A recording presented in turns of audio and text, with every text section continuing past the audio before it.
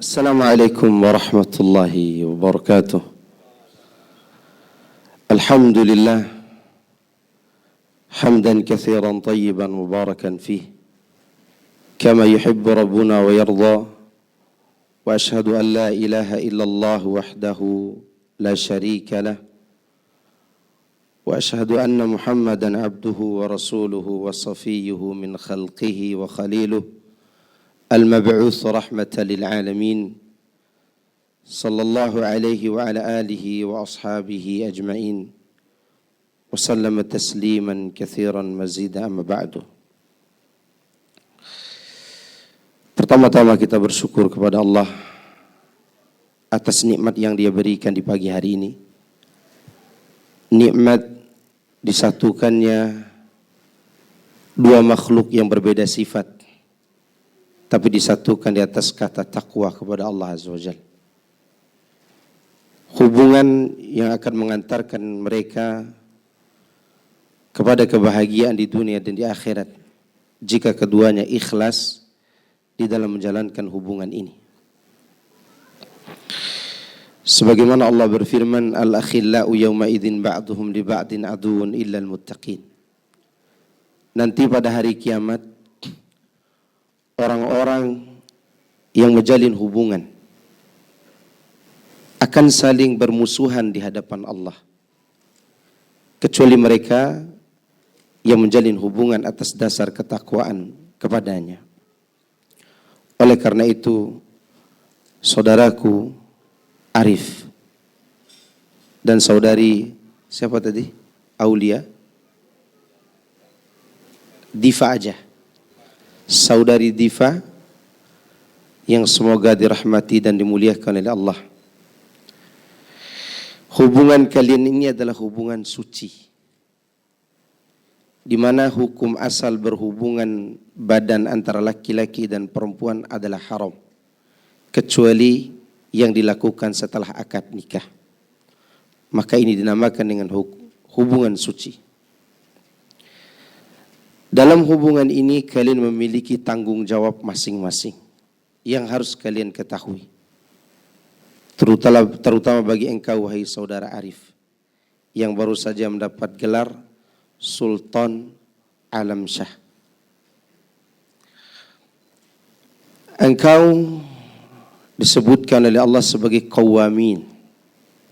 Qawamuna 'alan nisa, pemimpin bagi wanita.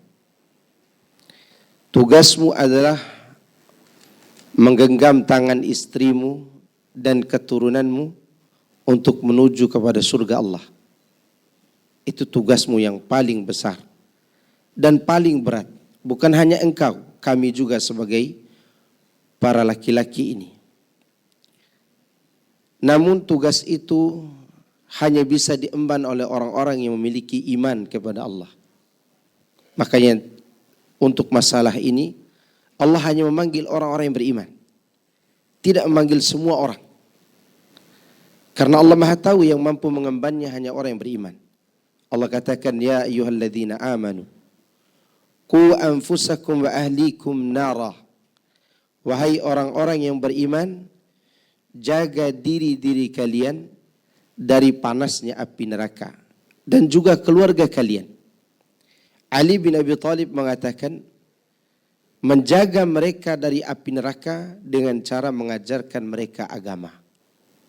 Alimhuddin, ajarkan keluargamu ajaran agama yang benar. Dan itu tidak mungkin engkau lakukan kecuali engkau sendiri harus belajar dan berilmu. Sebagaimana doa orang-orang soleh, di mana dalam doa mereka mengatakan, Rabbana hablana min azwajina wa dhurriyyatina qurrata a'yun waj'alna lil muttaqina imama. Ya Rabb kami, karuniakan kepada kami istri dan anak yang menjadi penyejuk pandangan mata kami, dan jadikan kami pemimpin bagi orang-orang yang bertakwa. Yang dimaksud jadikanlah kami pemimpin orang-orang bertakwa adalah jadikanlah kami ini orang-orang yang mengikuti kebaikan orang soleh sebelum kami, sehingga kebaikan kami diikuti oleh keturunan kami. Itu arti daripada waja'alna lil muttaqina imama. yakni kita sendiri sebagai bapak, sebagai laki-laki harus menjadi contoh buat keluarga kita di dalam melaksanakan kebaikan-kebaikan. Kemudian yang perlu kau ingat juga wahai saudara Arif, kebahagiaan laki-laki nanti di hari kiamat adalah ketika mereka bertemu dengan keluarganya di surga. Coba Anda bayangkan dan berkhayal. Anda punya orang tua mungkin sudah wafat berapa puluh tahun yang lalu. Kemudian dengan takdir dan ajal dari Allah, Anda pun suatu hari nanti wafat. Dan tidak bertemu di dalam alam kubur. Namun dipertemukan di alam akhirat di surga Allah. Betapa bahagianya itu. Kata para ulama, itu adalah merupakan tambahan dari nilai-nilai kenikmatan surga. Maka orang-orang soleh ditanya di dalam surga ketika mereka bertemu, apa yang menyebabkan kalian bisa masuk surga satu keluarga? Mereka menjawab, inna kunna qablu fi ahlina musyfiqin. Dulu waktu di dunia kami adalah satu rumpun keluarga yang berhati-hati dalam menjalankan kehidupan ini. Tentu itu adalah tugas engkau wahai saudaraku. Kemudian selain engkau ajarkan mereka agama, engkau juga harus perhatikan tempat tinggal bersama mereka. Bersama istri dan keturunanmu nanti. Jangan sampai engkau tinggal berpisah dengan istrimu. Karena Allah merintahkan askinuhunna min haitsu sakantum. Tinggallah kamu di mana tinggal, tempatkan istri-istrimu di mana kamu bertempat tinggal. Itu menunjukkan bahwa kita disuruh tinggal berdekatan dengan istri kita.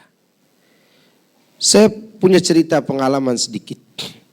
Seorang wanita yang saya temukan di rumahnya, rumah bagaikan istana. Istana tersebut bagaikan penjara. Dan penjara itu bagaikan tempat film-film horor waktu kita menontonnya dulu, waktu kecil-kecil dulu. Rumah besar itu gelap. Dan wanita yang ada di dalamnya dulunya cantik jelita. Sekarang hancur, wajahnya hancur, mentalnya hancur. Kenapa? Karena setiap hari berbulan-bulan ditinggalkan oleh suaminya yang menjadi dosen terbang ke Belanda, ke Inggris, ke Jepang. Dia tidak perhatikan istrinya, dia hanya perhatikan uang, uang dan uang. Maka dia menjadi wanita yang stres. Wanita itu kalau dia sudah merasakan nikmatnya dada kita sebagai laki-laki, dia susah untuk menjauh dengan kita. Wanita itu susah menjauh dengan suaminya. Sebagaimana dikatakan oleh wanita di zaman Umar bin Khattab. Ketika prajurit dikirim oleh Umar sudah lewat 4 bulan. Umar pun berjalan di malam hari dan mendengarkan lantunan perkataan seorang wanita yang sedang kesepian. Wanita itu mengatakan, sekiranya bukan karena takut kepada Allah, niscaya tembok-tembok ini akan perhatikan bagaimana ranjang ini bergoyang. Artinya dia akan berzina karena terlalu lama ditinggalkan. Maka Umar mendengar itu pun menanyakan kepada wanita itu, siapa suamimu? Fulan bin Fulan, lalu dikembalikan. Untuk apa? Untuk menemani istrinya. Padahal jihad adalah tugas penting. Tapi Umar radhiyallahu anhu berpesan kepada para prajuritnya agar mereka kembali menemui istri mereka. Kemudian kau berikan pakaian yang layak untuk istrimu. Dan jangan engkau makan sesuatu kecuali istrimu juga ikut makan. Kesalahan kita laki-laki lebih mementingkan teman daripada istri. Ini kesalahan besar. Istri diutamakan daripada teman-teman kita. Betapa ikhlasnya seorang laki-laki memberi uang kepada anak yatim, kepada orang miskin. Namun kepada istrinya dia cemberut, seakan-akan istrinya itu adalah musuh. Ingat, infak kita yang paling mulia adalah memberi kepada istri dan anak, baru kepada orang lain. Karena istri dan anak sifatnya wajib, kepada orang lain sifatnya sunnah. Jangan dibalik. Kemudian saudariku, saudari Diva, tidak salah lagi kan? Oke. Yang ada di hadapan Anda ini adalah manusia, bukan malaikat. Tentu sifat baik dan buruknya akan Anda temukan. Dan yang sulit bagi wanita adalah mentaati suaminya karena suaminya selalu dilihat keburukannya. Itu yang paling sulit bagi wanita. Gara-gara kesulitan itulah banyak wanita masuk neraka. Para sahabat bertanya, kenapa mereka masuk neraka ya Rasulullah? Apa mereka kafir kepada Allah? Kata Nabi, tidak. Nabi mengatakan, yakfurnal ashir. Kebanyakan mereka masuk neraka gara-gara mereka kufur kepada suami mereka. Gara-gara mereka tidak berterima kasih atas pemberian suami mereka. Maka jadilah engkau wanita yang salehah, yang taat kepada suami. Pesan ini bukan hanya untuk engkau, wahai saudari Diva, tapi untuk wanita-wanita yang ada di balik hijab ini, yang sudah berumah tangga. Yang paling sulit bagi wanita bukan taat kepada Allah, bukan puasa di bulan Ramadan, bukan. Yang paling sulit bagi wanita adalah taat pada suaminya. Maka oleh karena ya Rasulullah SAW beri motivasi kepada wanita yang sudah menikah. Idza shallatil mar'atu khamsaha wa shamat syahraha wa ata'a zawjaha wa hafizat farjaha qila laha udkhulil jannata min ayyi abwabil jannati syi'ti. Jika seorang wanita salat 5 waktu, puasa di bulan Ramadan, dia taat kepada suami dan dia menjaga kehormatan diri, maka akan dikatakan kepadanya, silakan kau masuk surga dari pintu mana saja yang kau inginkan. Padahal masuk surga itu bagi kami laki-laki, kalau mau masuk lewat pintu jihad kami harus pergi jihad. Kalau mau masuk lewat pintu puasa kami harus puasa. Kalau kami mau masuk lewat pintu sedekah kami harus rajin sedekah. Sedangkan kalian jika melaksanakan 4 hal tadi, kalian boleh memilih 8 pintu surga itu yang mana saja. Kemudian pesan buat engkau, dan ini wasiat seorang wanita salehah untuk anak perempuannya yang hendak menikah. Kata seorang ibu pada zaman-zaman dahulu, wahai anakku, sebentar lagi engkau akan berpisah dari rumah yang engkau tumbuh di dalamnya, menuju kepada tempat tinggal yang sebelumnya belum engkau ketahui, dan menuju kepada seorang laki-laki yang kehidupannya masih gharib, masih aneh bagimu. Jadilah engkau dayangnya, niscaya suamimu akan menjadi budak bagimu. Dan ingatlah 10 perkara, niscaya engkau akan menjadi wanita yang taat kepada suamimu. Yang pertama dan kedua, terimalah apa adanya dari suamimu dengan sifat qanaah. Dan pergaulilah suamimu dengan ketaatan yang paling baik dan dengarkan perkataannya. Yang ketiga dan keempat, jagalah pandangan matanya dan jagalah penciumannya. Jangan sampai dia melihat dari dirimu apa yang dia tidak sukai, dan jangan sampai dia mencium baumu dari bau yang tidak dia inginkan. Yang kelima dan keenam, jaga waktu makannya dan jaga juga waktu tidurnya.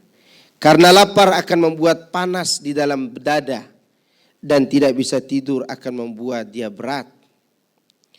Kemudian yang ketujuh dan kedelapan, jagalah rumahnya dan juga hartanya, serta jagalah diri suamimu dan anak keturunanmu.